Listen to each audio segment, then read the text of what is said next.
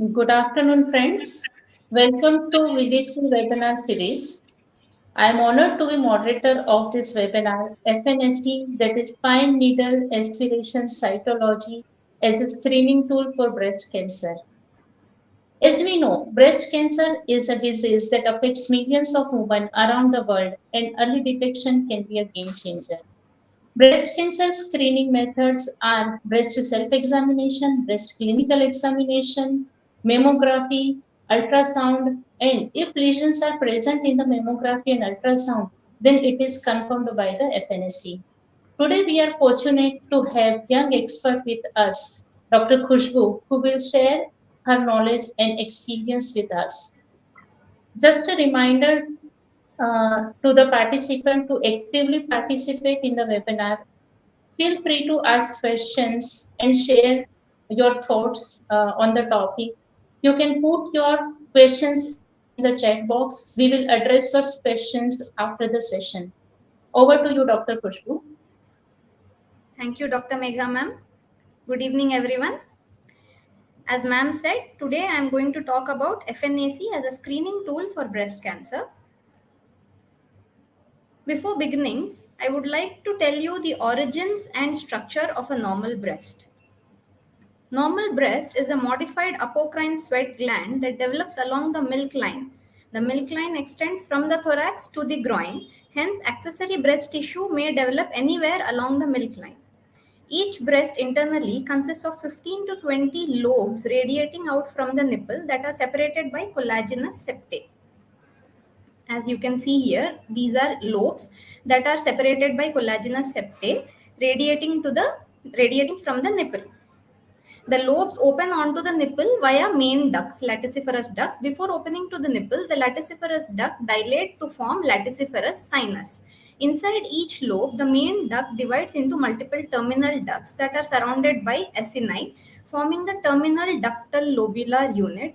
This terminal ductal lobular unit is the functional unit of the breast. All throughout this path, the terminal ducts, main ducts, and the acini are lined by cuboidal to columnar epithelium and are surrounded by a second layer of flattened myoepithelial cells. Breast self-examination is a very important tool in early detection of breast lumps, and it has to be performed by every female 2 to 3 days after the end of her period. The steps involve standing in front of the mirror and looking for any change in look or feel of the breast, any puckering or dimpling of the skin or nipple, and looking for any nipple discharge. Then the next steps involve raising of the arm above the head and palpating the armpit and all four quadrants of the breast with the opposite hand fingertips by application of some massage oil or shower gel. The palpation must be in up and down directions this way and in wedge motion and in circles to look for or feel for any lumps. Breast cancer usually presents as a recent origin rapidly growing mass in females over 45 years of age. It is a hard, deep-seated mass with irregular margins that is adherent to the deep tissues and immobile. The skin over the lump is usually inflamed, ulcerated, giving it a puckered appearance and that of a orange peel appearance. It is called as pudy orange. The nipple may be retracted and may show some nipple discharge, usually blood stain. Family history of breast cancer may also be present. Mammogram in such cases demonstrates tiny microcalcifications. Triple test is a combination of clinical diagnosis, mammographic interpretation, and cytology diagnosis. All three parameters are positive in malignant lesions, and all three parameters are negative in benign lesions. Discrepancy in any one parameter warrants the need for an open biopsy or frozen section for confirmation. Ultrasound reporting of breast is done using breast imaging reporting and data system, that is BIRADS. It has 6 categories, category 0 to category 5. Category 0 is where an additional mammographic imaging is needed for further evaluation. Category 1 is normal breast tissue. Category 2 is benign breast lesions. 3 is probably benign lesions that require short interval follow-up radiology investigations. Category 4 is suspicious lesions, and category 5 is highly suggestive of malignancy. The FNA of breast yields scant cellularity, and the cells usually seen are ductal epithelial cells, which are present as clusters and monolayered sheets of monomorphic cells having a honeycomb-like appearance. The cells have a central round to oval nucleus and moderate amount of eosinophilic cytoplasm, inconspicuous nucleoli. Bipolar myoepithelial cells that have scant cytoplasm. Apocrine cells which are monomorphic and have central round nucleus, abundant granular eosinophilic cytoplasm. And lastly, foam cells which have abundant vacuolated cytoplasm and central nucleus. Foam cells indicate cystic degeneration in a lesion.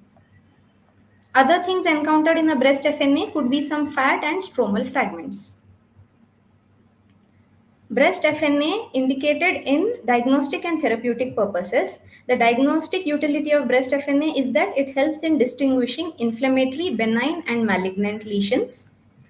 In malignant lesions, it can be used for preoperative grading of breast carcinoma, for the diagnosis of a recurrent breast tumor, and also for performing ER, PR, and HER2 IHC. Therapeutically, it is useful in evacuation of large cystic lesions. Advantages of breast FNEC are that it is a cost-effective test that provides rapid diagnosis, giving psychological relief to the patient. It has high accuracy and hence it is accepted by both clinicians and the patient. Also, multiple sampling from multiple areas of the breast can be done in the same sitting. It can be used for preoperative grading of malignant tumors and planning of treatment, performing ancillary tests, and avoiding open surgery in inoperable cases. Another utility is it is therapeutically useful in evacuation of large cystic lesions for curative benefit. The FNA performed can be palpable mass blind procedure or image guided procedure. Image guided procedures are suitable for highly suggestive or suspicious of malignancy lesions. However, low risk malignancy lesions are also done by image guided FNA where regular follow up by imaging is not possible.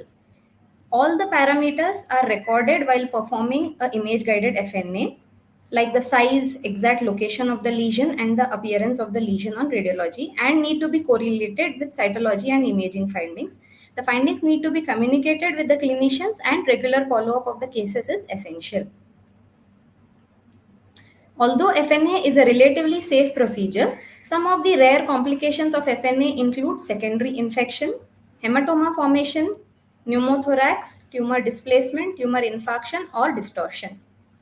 Some of the limitations of FNA include that it fails to distinguish between atypical ductal hyperplasia, in situ carcinoma, and infiltrative ductal carcinoma. Also, it fails to delineate clearly between low-grade carcinomas. Speaking about the adequacy criteria of the FNA smear, the National Cancer Institute conference sponsored in Bethesda does not specify any minimal cell number for the adequacy. The aspirator should judge the adequacy in a subjective manner in concordance with the clinical and radiological findings. And the quality of the smear should also be judged by air drying artifact or obscuration by hemorrhage, inflammation, etc.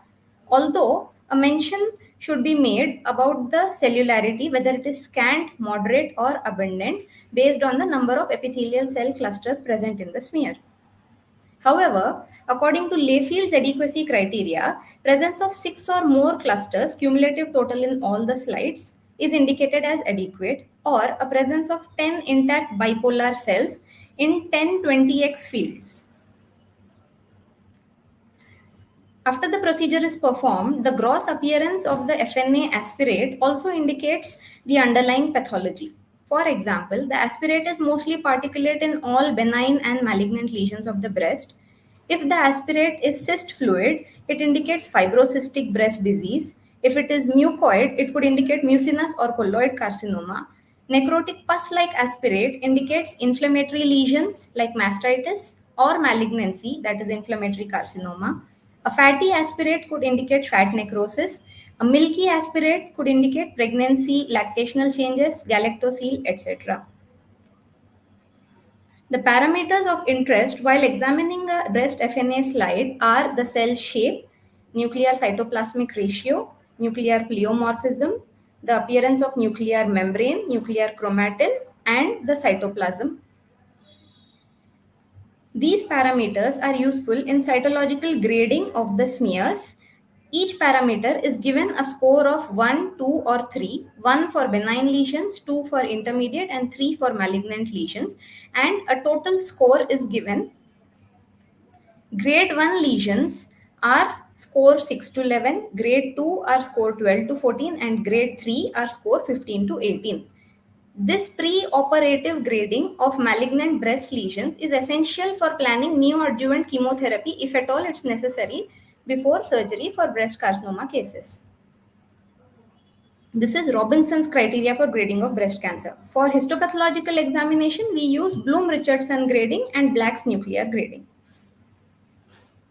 The spectrum of benign breast lesions includes inflammatory lesions like acute, chronic, and granulomatous mastitis. Lesions caused by trauma include fat necrosis or by breast surgeries, augmentation or reduction surgeries. Benign proliferative breast diseases like fibroadenoma, fibrocystic disease, lactating adenoma, granular cell tumor, intraductal papilloma, atypical ductal hyperplasia, and so on. Fibroadenoma is the most common benign neoplasm of the breast. Usually, it yields particulate aspirate, showing clusters and monolayered branching sheets in antler horn pattern of ductal epithelial cells, which have honeycomb-like monomorphic appearance.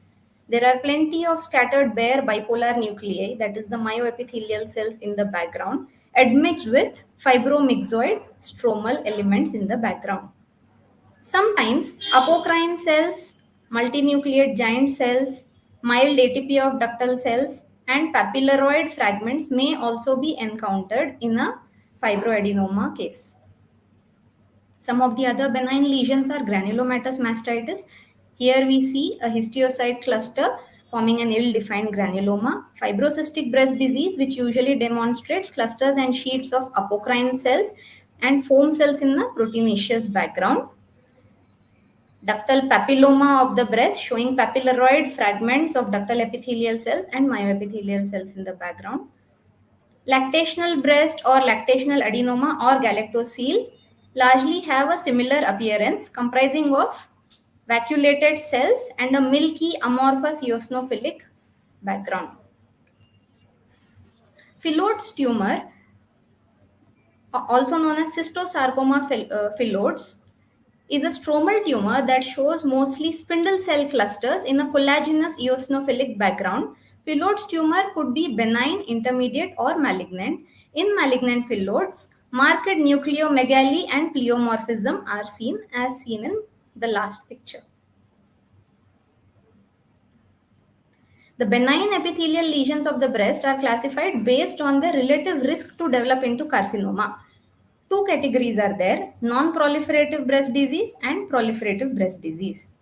Non-proliferative breast disease do not have any risk of progression to malignancy, whereas proliferative breast disease are further divided into grade 1 to 4. Grade 1 is where there is no or minimal hyperplasia and no risk of development into carcinoma.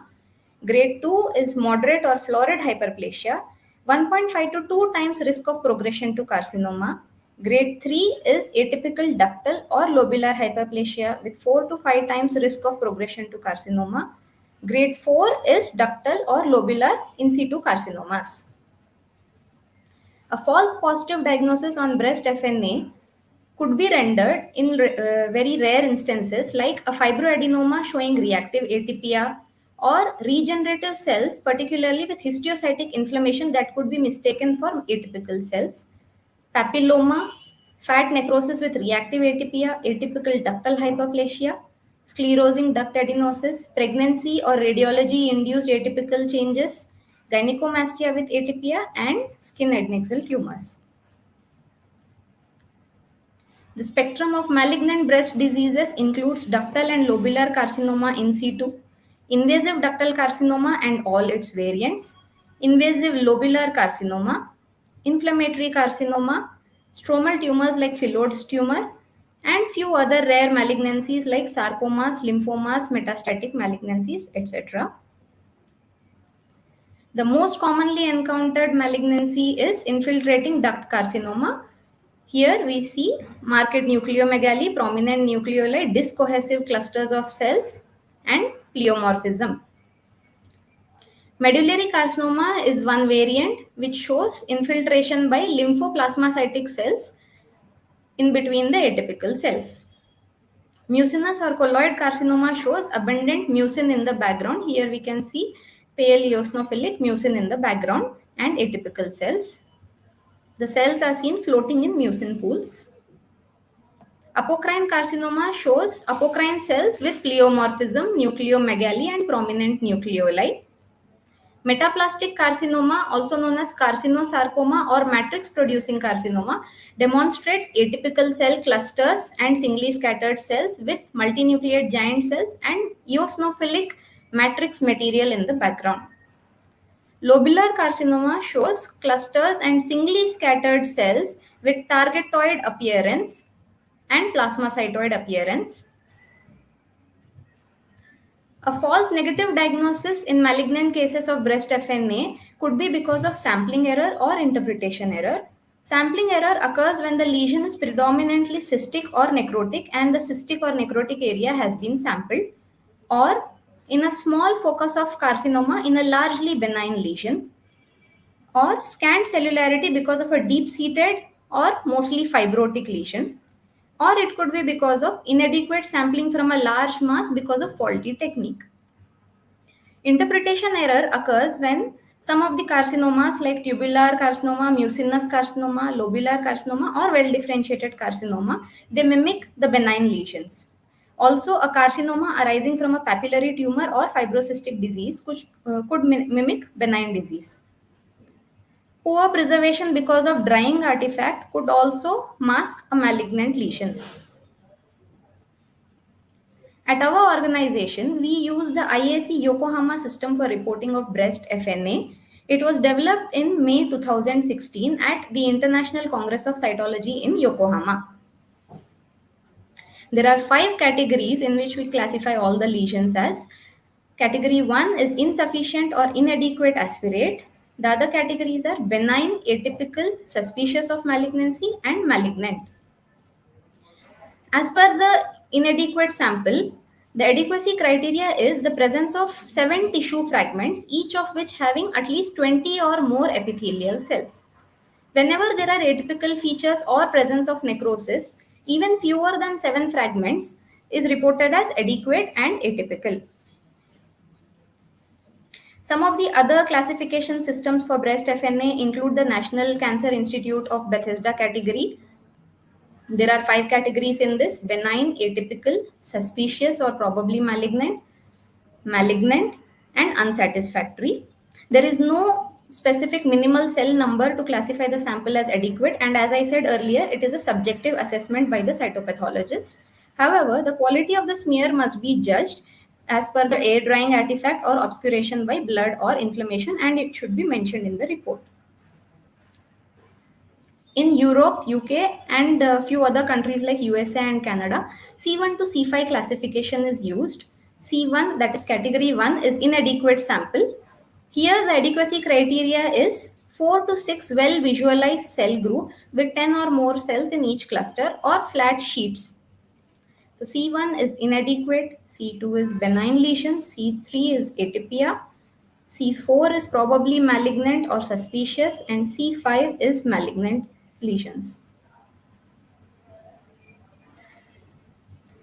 There is one more classification of breast FNA lesions by Masood and modified Masood.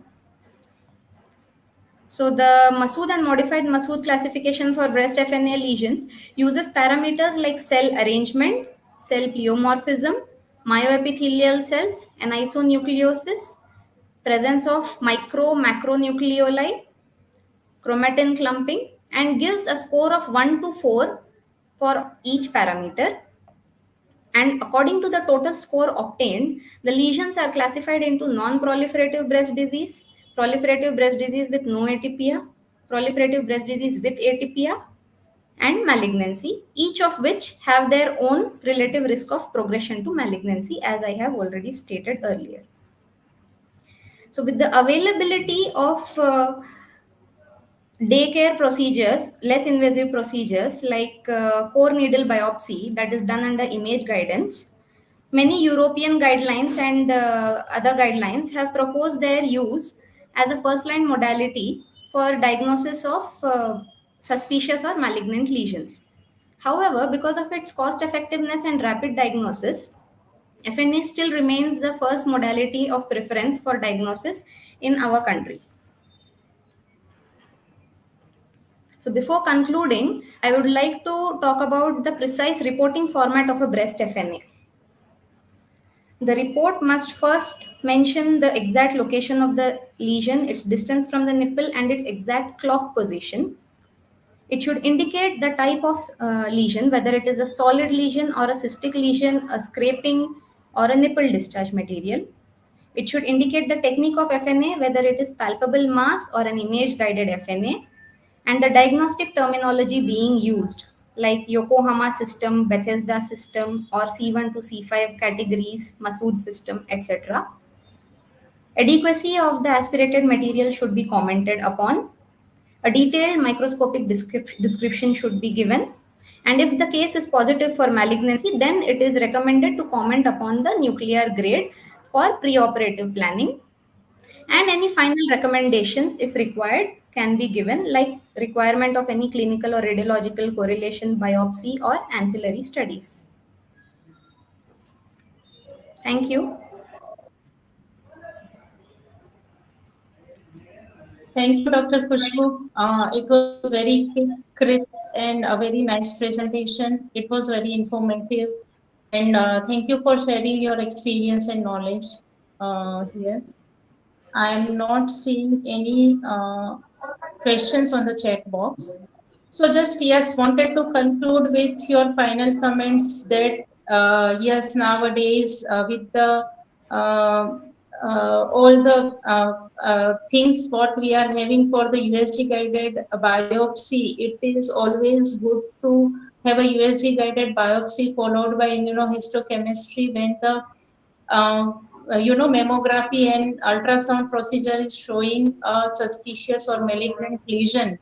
But in a country like us, in a developing countries where everywhere or in the peripheral centers where interventional radiologists are not available, at that time FNAC is a very good procedure. It is minimal invasive, cost effective, and a quick to have a result.